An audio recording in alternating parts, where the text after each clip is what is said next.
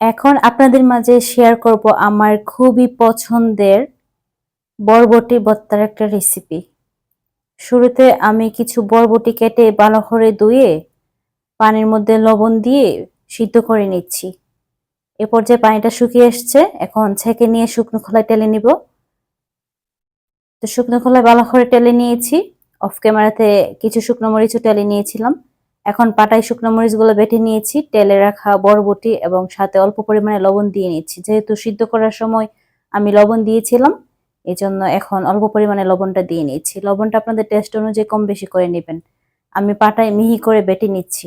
আমার কাছে কি মনে হয় জানেন, ভর্তা যদি পাটায় বেটে করি তাহলে এর স্বাদ দ্বিগুণ বেড়ে যায়, তাই না?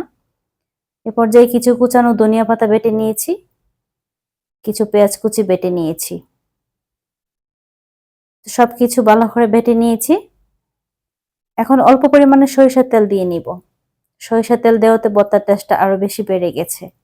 এখন পরিবেশন করার জন্য নামিয়ে নিচ্ছি। বাসায় একবার ট্রাই করে দেখবেন।